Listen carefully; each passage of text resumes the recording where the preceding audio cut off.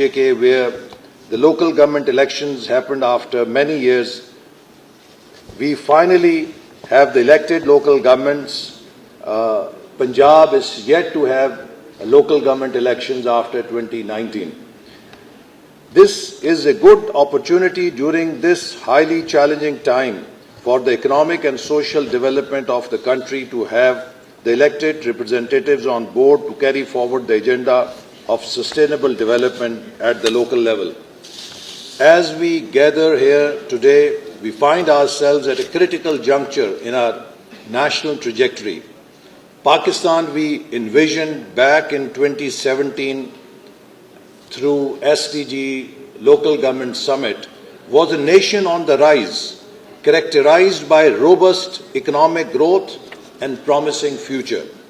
We were poised to take a giant leap forward, aiming to join the ranks of the top 25 economies in the world. However, the Pakistan we inherited in 2022 tells a very different story, one marred by severe macroeconomic imbalances and deep economic crisis. The journey from a position of hope and aspiration, where we aim to stand shoulder to shoulder with developed nations, to our current situation of grappling with challenges just to keep the ship afloat, has been both rapid and tragic. Pakistan, a nation brimming with potential and resilience, but led astray by mismanagement and incompetence, needs to embark on a transformative path towards sustainable development once again. The 2030 Agenda and its Sustainable Development Goals provide us with a blueprint for progress, outlining our shared aspirations for a better future. It is incumbent upon us as representatives of the government, civil society and private sector to translate these goals into tangible actions and outcomes. In reflecting upon our collective responsibility, it is essential to recognize the complex and challenging landscape we face today. Pakistan, like many nations, confronts serious, not only domestic challenges, but a very complex and severe global environment where there is a global recession and growth of economy has come down with very high inflation. Despite the fact that my party has no role in creation of this predicament, we are steadfast in our commitment to shoulder the burden and lead our country towards a prosperous future. The crisis we face today is in many ways similar to the crisis we faced last year through climate disaster. Pakistan had zero role in making of climate disaster, but it was the worst victim of the climate disaster. So our government has zero role in making of this economic crisis that is inflicted or we have inherited, but we are committed to face the consequences and take the remedial measures to put Pakistan back on track once again. Let me be clear, we are not merely bystanders in this political quagmire. We are catalysts of change, armed with a vision and an unwavering determination to uplift our nation from the depth of economic distress. The road ahead may be arduous, but it is not insurmountable. We must seize this moment, harness our collective willpower, and steer Pakistan back on the path of progress by turning this crisis into an opportunity. In our quest for revitalization, Ministry of Planning Development has unveiled comprehensive and strategic approach known as 5 E's Development Framework. The 5 E's Development Framework encompasses 5 key pillars: economy, e-Pakistan, environment, energy, and equity. Each of these pillars plays a crucial role in driving the nation's progress. The roadmap encompasses the essential elements needed to propel Pakistan towards sustainable development. These pillars, interwoven with the principle of social justice, inclusivity, and good governance, serve as guiding principles for our endeavours. To support the achievement of these goals, I am proud to share that despite the hardest financial constraints, we have allocated a record-breaking rupees 1,150 billion to the public sector development program. The allocation surpasses even the PSDP allocation during our previous government in 2017-18.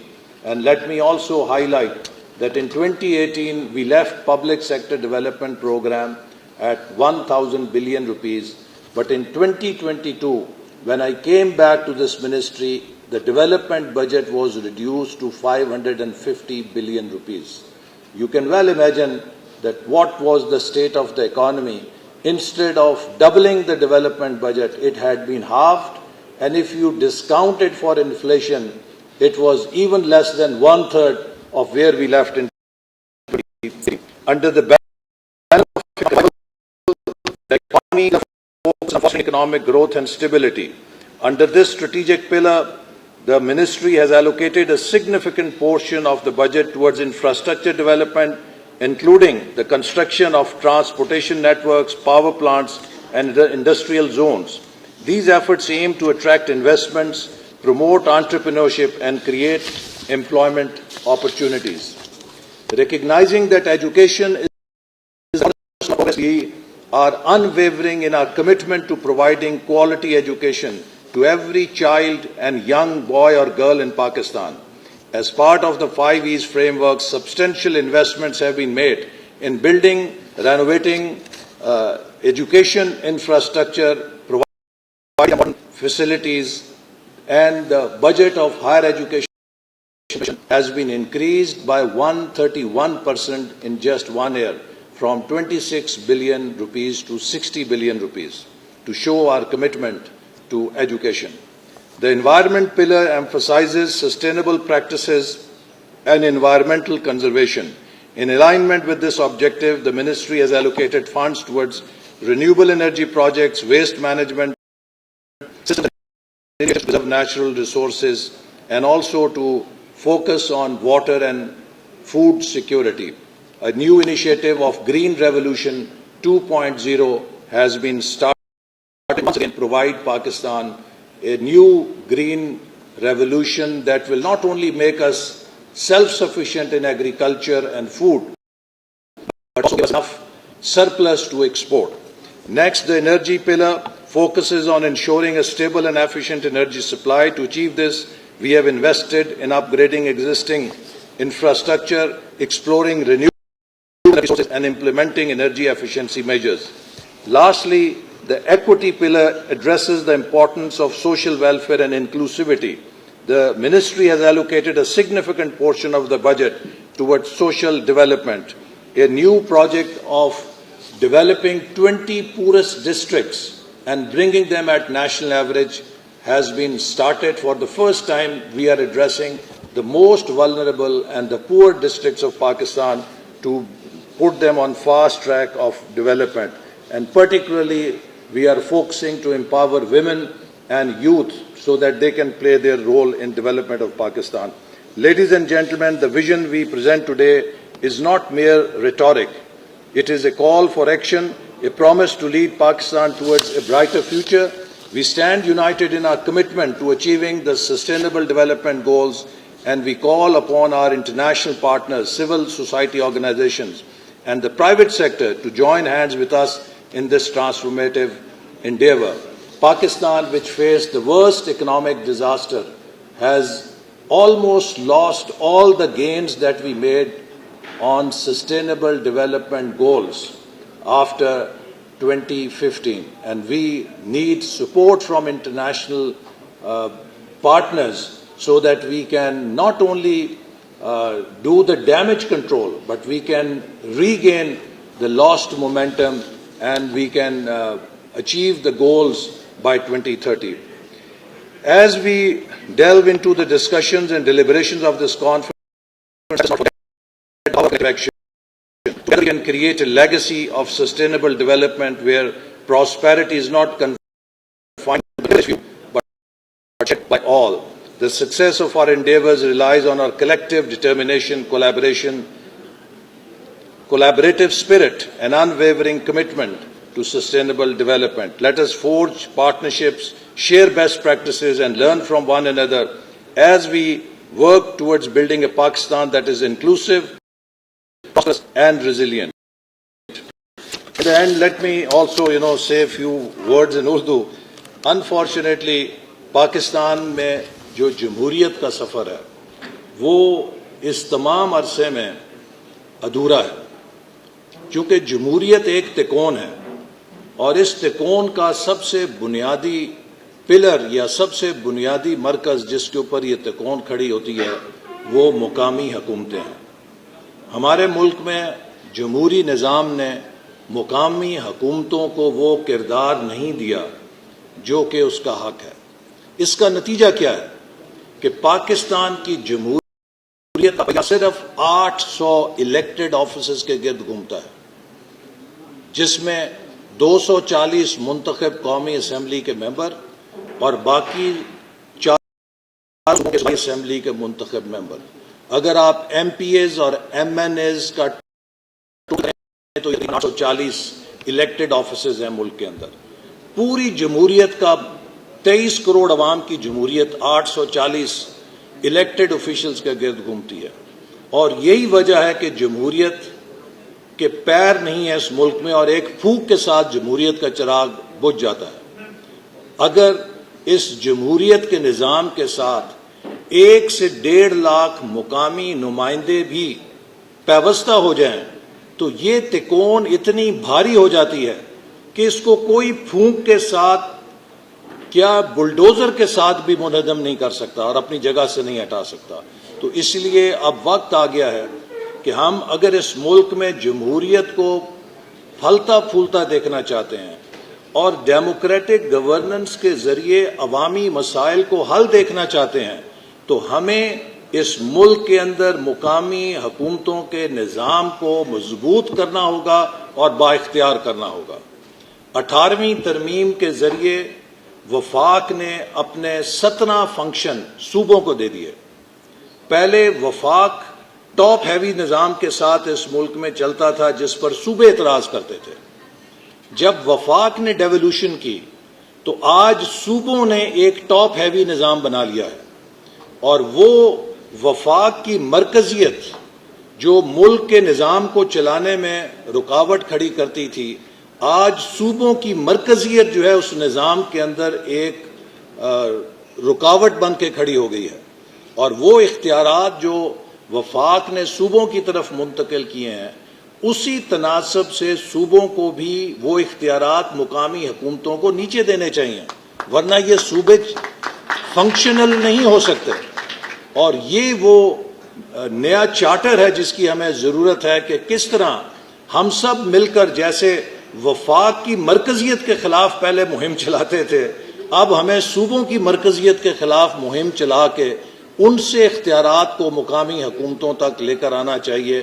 اسی کے ذریعے جو لوگوں کے مسائل ہیں وہ حل ہو سکتے ہیں اور جمہوریت ان کی زندگی کے ساتھ وابستہ ہو سکتی ہے، وگرنہ یہ جو مسائل ہیں یہ بڑھتے چلے جائیں گے۔ اور آخر میں پھر یہ بھی کہنا چاہوں گا کہ دیکھیے آج ہم جہاں کھڑے ہیں، ہمارا جو کرائسس ہے جو ہمیں ورثے میں ملا ہے وہ بہت سنگین ہے۔ اس سال پاکستان کی وفاقی حکومت کے کل محاصل 6,900 ارب روپے ہیں، اور فقط قرضوں کی ادائیگی 7,500 ارب روپے ہے۔ لہذا قرضوں کی ادائیگی کو بھی پورا کرنے کے لیے مزید قرض لینا پڑے گا، اور تنخواہیں، پینشن، دفاع، ترقیاتی بجٹ اور سبسڈیز اور جو کچھ ہے باقی پورا کارخانہ معیشت، وہ سب کا سب بھی ادھار پہ ہے۔ آپ مجھے بتائیے کہ کوئی نظام جو اس قدر قرضوں پہ منحصر ہو جائے وہ چل سکتا ہے؟ ہمیں معاشی انجائنا ہو چکا ہے، اور جب انجائنا ہو تو کارڈیالوجسٹ آپ کو یہ کہتا ہے کہ بھائی اگر زندہ رہنا ہے تو اپنا لائف سٹائل بدلو، اپنے طور طریقے بدلو، مرغن کھانا چھوڑو، ورزش کرو، تمباکو نوشی چھوڑو، बुरी आदतें छोड़ो और सही और सेहतमंद ज़िंदगी इख्तियार करो तो तुम एक लंबी ज़िंदगी गुजार लोगे। लेकिन अगर अपना लाइफस्टाइल चेंज नहीं करोगे तो अनकरीब तुम्हें हार्ट अटैक होगा और वो जानलेवा होगा। हम भी उस मुकाम पे हैं कि या तो हम अपनी आदतें बदलें, अतवार बदलें, तौर तरीके बदलें, तो सामने एक सेहतमंदाना ज़िंदगी है। लेकिन अगर हमने तौर तरीके नहीं बदले तो खुदा ना खास्ता अगला हार्ट अटैक जानलेवा हो सकता है, और that is not an option. लिहाजा हमें हर सतह पर मैं समझता हूँ कि अपनी सियासत की डगर को बदलना है, अपने मईशत के ढांचे को बदलना है और अपने मुआशरत के तर्ज को बदलना है कि जो हमने अपने अंदर गलत रवैये पाल रखे हैं। मैं एक मिसाल छोटी सी देता हूँ। आप सब बाहर आते जाते हैं, अमेरिका, यूरोप, जापान, चीन, मलेशिया, किसी मुल्क में चले जाएं जो प्रोग्रेसिव है, 6 बजे के बाद आपको कोई तजारती मरकज नहीं खुला नजर आएगा। 9 बजे के बाद आपको किसी रिहायशी इलाके में उनकी खिड़कियों से, विंडो पैनल से लाइटें जलती नजर नहीं आएंगी। 9-10 बजे तक सब सो जाते हैं और सुबह 6 बजे 70% लोग सड़कों के ऊपर होते हैं और काम की तरफ रवाना होते हैं। Early to bed and early to work, ये वो असूल है जो हमारे दीन ने हमें सिखाया। और हमने क्या तर्ज अमल अपनाया है कि रात 12-12 बजे तक तजारती मराकज़ खुले हैं, 2-2 बजे तक जाग रहे हैं, सुबह 11-11 बजे तक सो रहे हैं। लोग जब वह काम पर आते हैं तो उनका बॉडी क्लॉक और जो उनके दिन और रात का क्लॉक है उसके अंदर मिसमैच होता है। हर बंदा सुबह हैंगओवर के साथ काम पर आता है, नींद पूरी नहीं होती। हमारी प्रोडक्टिविटी इंडिया, बांग्लादेश, श्रीलंका के मुकाबले में पिछले 30 सालों से लेबर प्रोडक्टिविटी नीचे जा रही है। सोचना पड़ेगा क्यों जा रही है। इस तरह हम आगे नहीं चल सकते। वो हर चीज, चाहे वो हमारे रहन सहन की है, चाहे वो हमारी प्रायोरिटीज की है, हमें एक मेजर रीस्ट्रक्चरिंग की जरूरत है। Reform and reform is the only solution. एक जब इंसान को झटका लगता है तो वो एक अपॉर्चुनिटी भी होती है कि आप खुद को बहाल कर सकते हैं, लेकिन जो झटके से नहीं सीखता उसको फिर बड़ा झटका लगता है। तो इसलिए हम सब का फर्ज है कि हम अगर इस मुल्क के मुस्तकबिल के बारे में संजीदा हैं तो हमें अपनी अपनी सतह के ऊपर इस मुल्क को सुधारने के लिए एक रिफॉर्मिस्ट बनना चाहिए। और इसके लिए सियासत वो रिफॉर्मिस्ट बने, प्राइवेट सेक्टर, सिविल सोसाइटी का भी फर्ज है, चूंकि स्टेटस को तबाही का रास्ता है, बिजनेस एज यूजुअल तबाही का रास्ता है।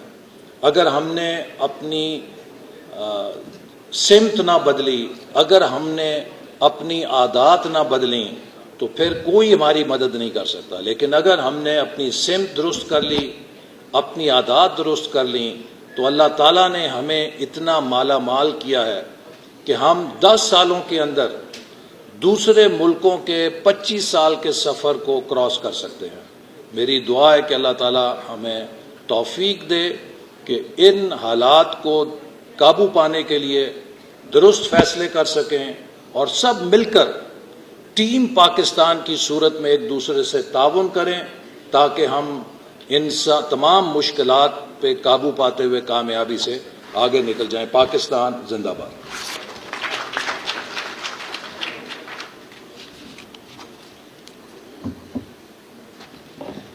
Thank you so much, sir. Honorable Minister was sharing the achievement of government to implement the Agenda 2030.